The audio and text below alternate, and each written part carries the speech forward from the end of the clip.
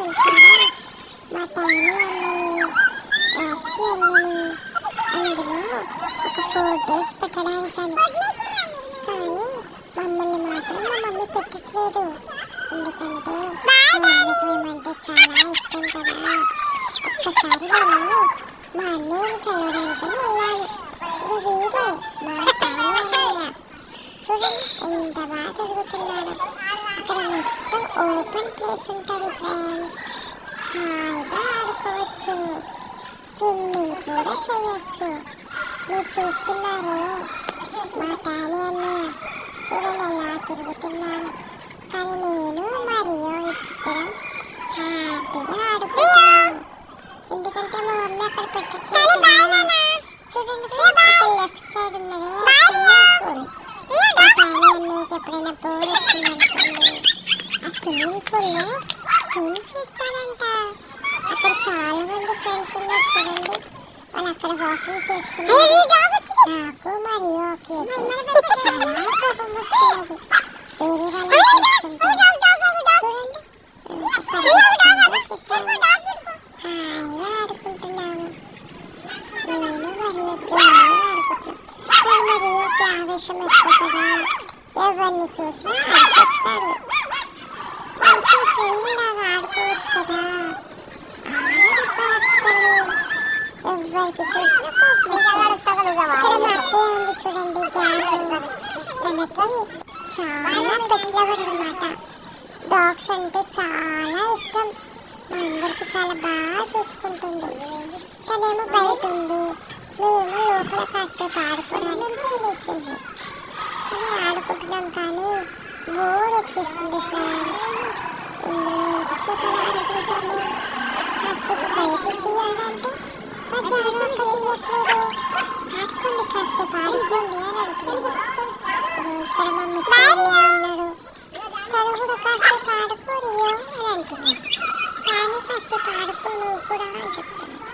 Swimming పూల్లో అయినా కాసేపు వదిలేయచ్చు కదా, కాసేపు ఆడుకుంటాం కదా. దాన్ని కూడా వాళ్ళు చార్జ్ చేస్తారంట స్విమ్మింగ్ పూల్కి. ఎందుకు ఫ్రెండ్స్ అట్లా? చూడండి మా జాను అక్క ఆడుతుంది. అమ్మయ్య ఎప్పుడు బయటకు వదిలేస్తారు. నేనేంటో చూపిస్తాను ఇప్పుడు. చూడు ఇంకొక కొత్త ఫ్రెండ్ కలిసింది. అది మరియు చూడు ఇప్పుడు మేము టానీ అన్నయ్య మళ్ళీ వెళ్తున్నాం. బాయ్ టానీ అన్నయ్య అని చెప్తున్నాము. మళ్ళీ వేసేసారు ఫ్రెండ్స్. బాయ్ అని చెప్పారు కానీ లోపల వేసేసారు మళ్ళీ. చూడండి ఎలా చేస్తున్నారు. మీరైనా చెప్పచ్చు కదా మిమ్మల్ని బయట వేయమని. మా రియో వల్లనే ఫ్రెండ్స్. రియో ఒక్క జాగాలో ఉండదు, ఎప్పుడు ఏదో ఒక అల్లరి చేస్తుంది. అందుకని మమ్మల్ని మళ్ళీ లోపల వేసింది కేజీ లోపల. మేము బయట అల్లరి చేస్తున్నామని కేజీ లోపల వేస్తున్నాం. నేను మా జాను అక్కని పిలుస్తున్నాను కానీ పిచ్చుకోకండి. అన్ని డాగ్స్ పిచ్చి కదా, అన్ని డాగ్స్ దగ్గరికి వెళ్తుంది, అందరినీ చూస్తుంది. అలాగే డాగ్ లవర్ కదా ఫ్రెండ్స్. అమ్మయ్య మా జాను అక్కయ్య నాకు బయట వేసేస్తుంది. అమ్మయ్య నేనైతే అసలు నా దగ్గర ఉండనే ఉండ, నేను పారిపోతాను ఫ్రెండ్స్. నాకు కొత్త ఫ్రెండ్ వచ్చింది. కొత్త ఫ్రెండ్తో హాయ్ మరియు వాడు ఇస్తారంటే అట్లా గట్టిగా చేస్తారక్క. Bad boy. అమ్మయ్య బయట వేసేసారు మమ్మల్ని. అని అప్పగా మనం పారిపోతాము. వీళ్ళు ఇలాగే మనకు లోపల వేసిస్తారు. మనం వెళ్ళిపోదామన్నయ్య, రండి రండి అన్నయ్య వెళ్ళిపోదాం. మనం ఇక్కడ ఒక్క నిమిషం కూడా ఉండొద్దు, మనం ఇంటికి వెళ్ళిపోదామన్నయ్య.